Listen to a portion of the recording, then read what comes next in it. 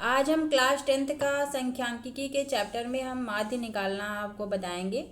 उसकी बेसिक चीज़ों को हम बताएंगे कि आपको माध्य कैसे निकाला जाता है, किसी भी आंकड़े का माध्य कैसे निकाला जाता है। तो देखिए, वर्गीकृत आंकड़े का माध्य कैसे निकाला जाता है। जैसे कि मान लीजिए आपके पास एक क्वेश्चन है, किसी स्कूल की कक्षा 10 के 30 विद्यार्थियों द्वारा गणित के एक पेपर में 100 में से प्राप्त किए गए अंक नीचे एक सारणी में दिए गए हैं। ठीक है, एक देखिए यहाँ पे एक स्कूल है, कक्षा 10 के विद्यार्थी हैं और 30 विद्यार्थी हैं। टोटल विद्यार्थी हैं आपके 30।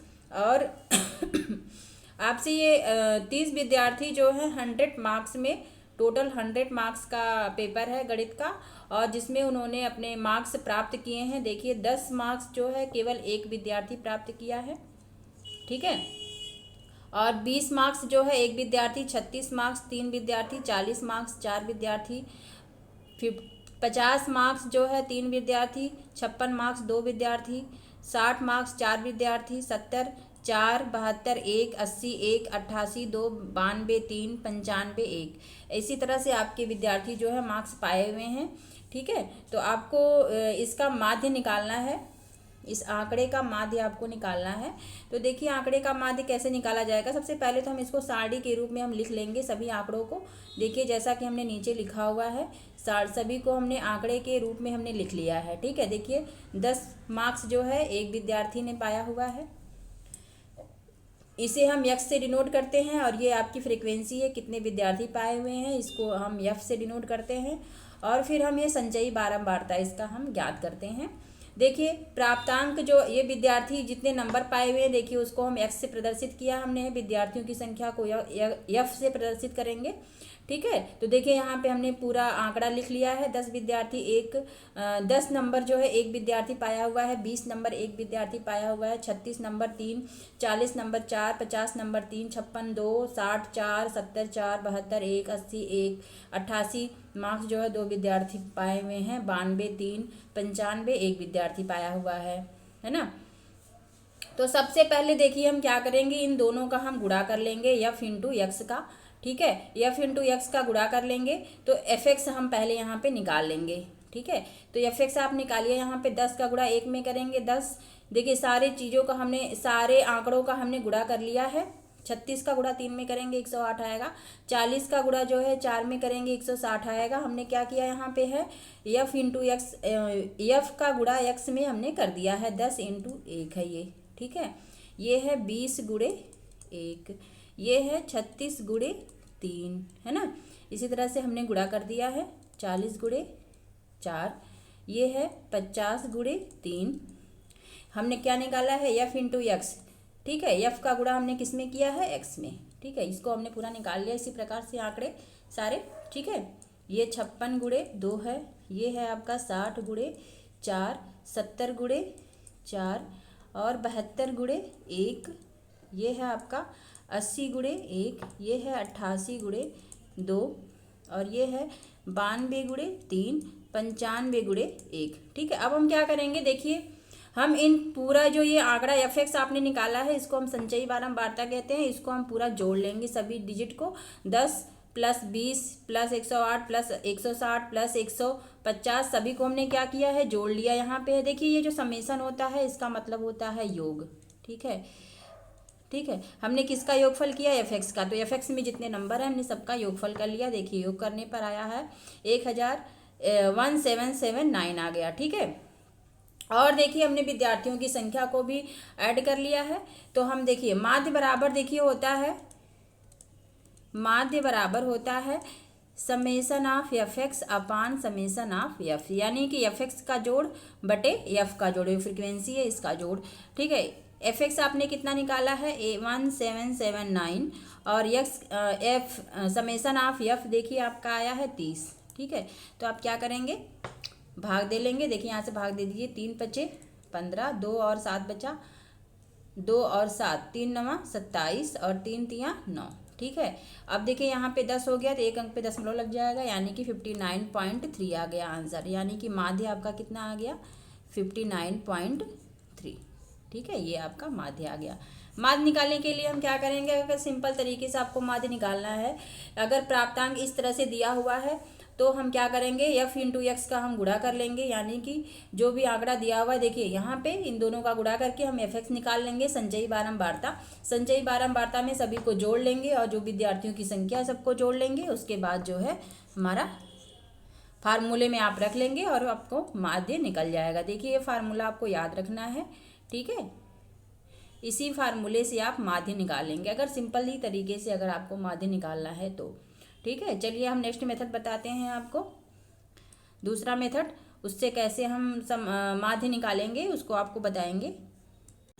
नेक्स्ट देखिए आपको हम बताने जा रहे हैं, अगर कोई भी आंकड़ा जो है ऐसे दिया हो, ठीक है, वर्ग अंतराल में दिया हो, तो हम इसका माध्य कैसे निकालेंगे, ठीक है। इसका माध्य हम कैसे निकालेंगे, माध्य बराबर होता है summation of F I X I का मान जो दिया हुआ रहता है उसे ही, इसीलिए हम इसको आई मानते हैं कि यहाँ पे देखिए आई बराबर 2 है, 3 है, 7 है, 6 है, 6 है, 6 है, ठीक है।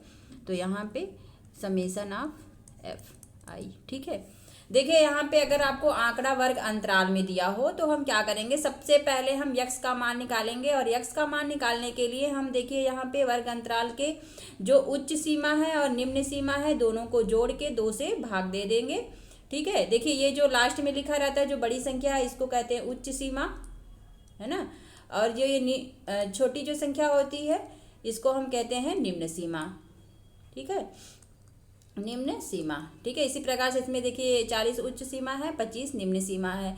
तो हम देखिए वर्ग अंतराल अगर इस तरह से दिया हो तो हम जो है x का मान निकालेंगे 25 धन 10 बटे 2 करके, ठीक है। तो यहाँ पे देखिए क्या करेंगे हम 25 धन 10 बटे 2 कर देंगे और हमें x का मान मिल जाएगा। देखिए यहाँ पे इसको सॉल्व करेंगे तो आ जाएगा 17.5। इसी प्रकार से 40 धन 25 करेंगे बटे 2, 40 धन 25 बटे 2 करेंगे बटे 2 करेंगे तो देखिए यहाँ पे 40 और धन 25 भाग देंगे तो आ जाएगा आपका 32.5।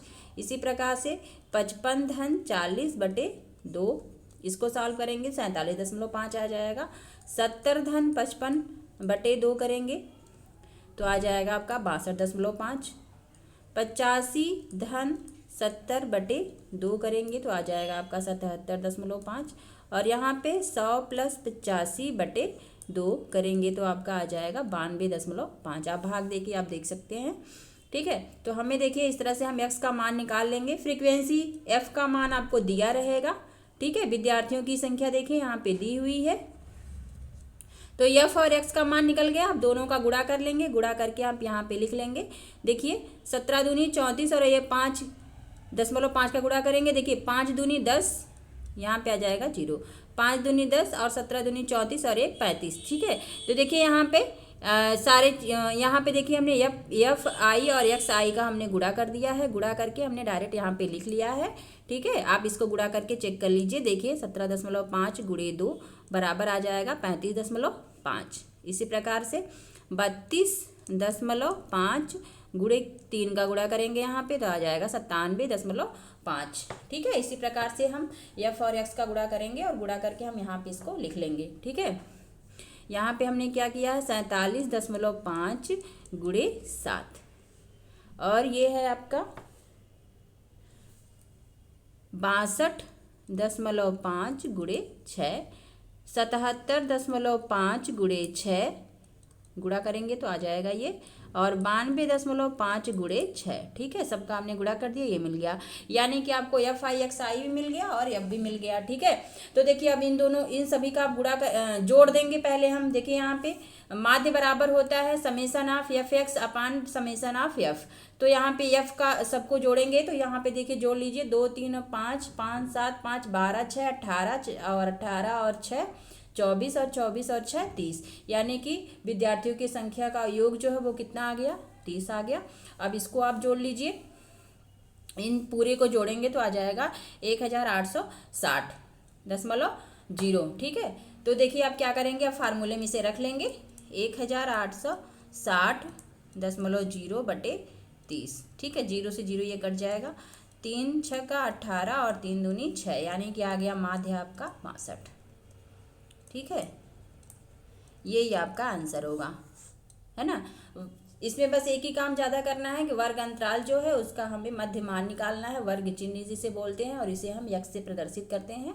ठीक है, उसे आप निकाल के उसके बाद जो है वही प्रोसेस करना है जो आपने पिछले क्वेश्चन में किया था। ठीक है, अब इसी क्वेश्चन को देखिए, यहाँ पे कैलकुलेशन अगर आपको बहुत टफ आ जा रहा है वर्ग अंतराल वाले क्वेश्चन में, अगर क्वेश्चन में कैलकुलेशन अगर आपका टफ आ जा रहा है तो इसी क्वेश्चन को हम दो और तरीके से सॉल्व करना आपको सिखाएंगे। ठीक है, अगर ये नंबर्स जोड़ने पे बहुत ज़्यादा आ जा रहे हैं या कैलकुलेशन करने में आपकी गलती हो जा रही है, उससे उस मेथड में आप गलतियाँ कम होंगी।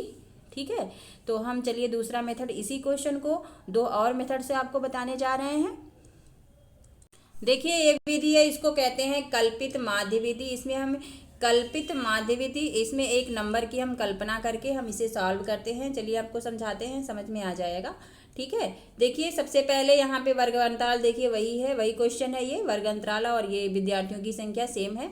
देखिए वर्ग अंतराल आपका है 10 और 25, 10 और 25 के बीच में विद्यार्थियों की संख्या 2 है, 25 और 40 के बीच में विद्यार्थियों की संख्या 3 है, 40 और 55 के बीच में विद्यार्थियों की संख्या 40 और 55 के बीच में विद्यार्थियों की संख्या 7 है, 55 और 70 के बीच में विद्यार्थियों की संख्या 6 है, 70 और 85 के बीच में विद्यार्थियों की संख्या 6 है, और 85 और 100 के बीच में भी विद्यार्थियों की संख्या 6 है। देखिए वर्ग चिन्ह हमने वहाँ पर भी निकाला था, x का मान हमने यहाँ पे निकाल लिया है। ठीक है, तो x का मान देखिए यहाँ पे निकाल लिया।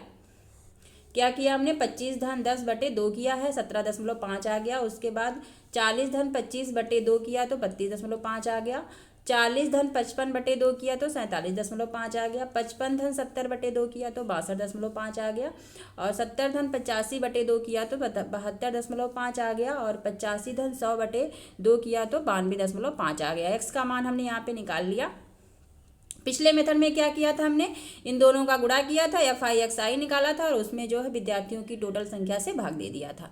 ठीक है, यहाँ पे देखिए कैलकुलेशन को थोड़ा आसान करने के लिए हम यहाँ पे एक कोई भी कल्पना करके एक कोई भी हम मान ले लेंगे, जिसको हम सभी मानों में से, सभी x के सभी मानों में से हम इसको घटा देंगे।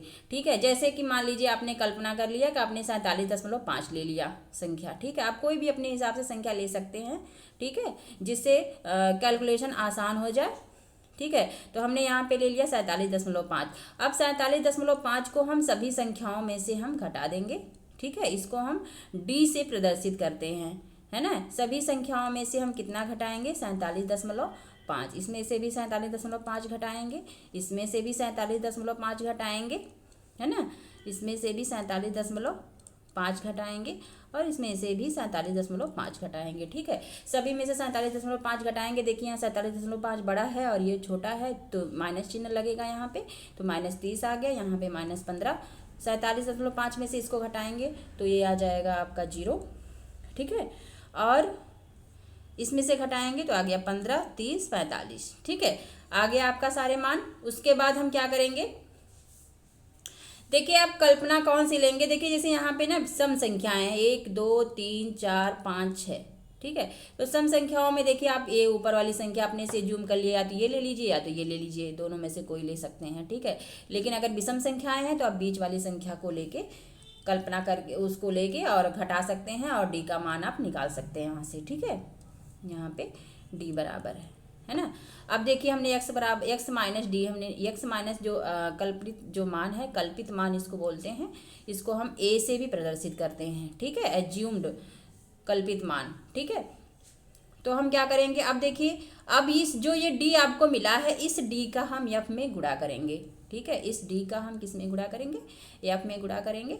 तो हम देखिए यहाँ पे 30 का गुणा किस में करेंगे, 2 में। ठीक है, 30 दूनी 60 आ गया, यानी -30 का गुणा किस में किया, 2 में। -15 का गुणा 3 में किया, और 0 का गुणा 7 में किया, 15 का गुणा 6 में किया, और ये 30 का गुणा आपने 6 में किया, और 45 का गुणा किया 6 में। ठीक है, अब आपको ये मान मिल गया।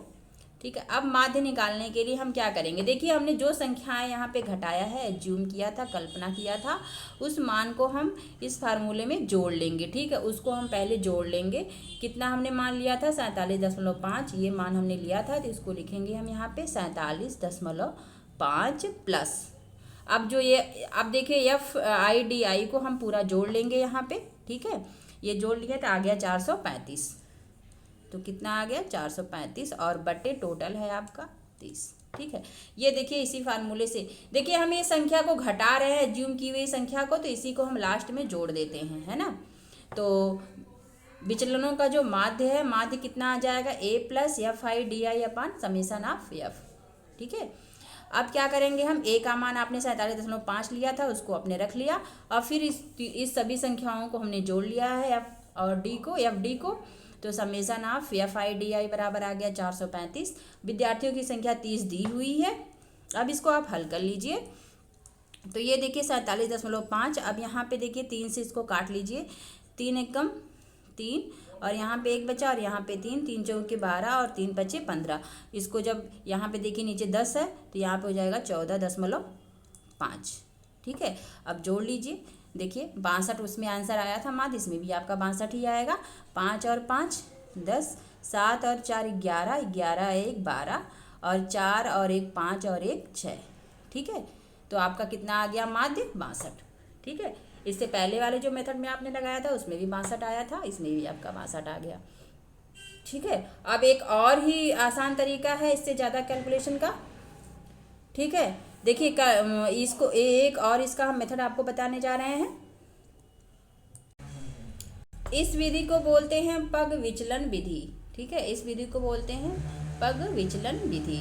तो इस विधि में जो है हम वर्ग अंतराल को एक और मेथड से हम सॉल्व करेंगे, माध्य निकालेंगे, ठीक है। देखिए वर्ग अंतराल दिया हुआ है, विद्यार्थियों की संख्या भी सेम क्वेश्चन वही है। देखिए इसमें भी आपका 62 ही आंसर आएगा, ठीक है। तो चलिए सॉल्व कर लेते हैं इसको भी। देखिए वर्ग अंतराल वही है, ठीक है। फ्रीक्वेंसी विद्यार्थियों की संख्या भी वही है, यह है विद्यार्थियों की संख्या, ठीक है। विद्यार्थियों की संख्या है ये। यहाँ पे हमने निकाला एक्स आई, यहाँ से हमने 25 धन 10 करके वर्ग अंतराल हमने निकाल लिया यहाँ पे। और देखिए डी जो हमने निकाला था सेम डी भी हमने निकाल लिया, वही चीज़ें हैं, ठीक है। डी हमने क्या किया, हमने 47.5 को सभी में से घटा दिया था, ठीक है, जो पिछले वाले एग्जाम्पल में हमने आपको बताया है, ठीक है। यहाँ तक तो प्रोसेस वही है। अब देखिए इसको और भी अगर छोटा करना है तो हम क्या करेंगे, हम जो है कोई भी एक ऐसी संख्या इन्हीं में से, देखिए कोई भी आप कल्पित मान लीजिए, सब इसी सारणी में से ही संख्या आप लेंगे, ठीक है। तो देखिए यहाँ पे ये -30 है, -15 0 15 30 45। देखिए 15 संख्या ऐसी है जिससे ये सभी कट जा रहे हैं। तो हम क्या करेंगे, 15 से सभी संख्याओं में भाग दे देंगे। तो यहाँ पे देखिए -30/15 करेंगे तो आ जाएगा -2, -15/15 करेंगे तो आ जाएगा -1, ठीक है। यहाँ पे 0 में किसी संख्या से भाग देंगे तो 0 ही आएगा। यहाँ पे 15 से भाग दे देंगे तो आ जाएगा 1, यहाँ पे 15 से भाग देंगे तो आ जाएगा 2 और यहाँ पे भाग देंगे तो आ जाएगा 3, ठीक है। तो इस प्रकार से हमने गुणा कर भाग दे दिया सभी में 15 से। तो हमारे पास एक और मान निकल के आया है जिसे हम बोलते हैं u। इसे हम u से प्रदर्शित कर रहे हैं, ठीक है। u से प्रदर्शित कर दिया हमने इसे। अब देखिए अब जो ये u का मान निकला है, ये जो है इसका हम गुणा किस में करेंगे, फ्रीक्वेंसी में करेंगे, है ना। इसका गुणा हम फ्रीक्वेंसी में करेंगे, यानी एफ यू। और F you summation of F you आप निकालेंगे यहाँ पे। तो पहले एफ यू निकाल लीजिए।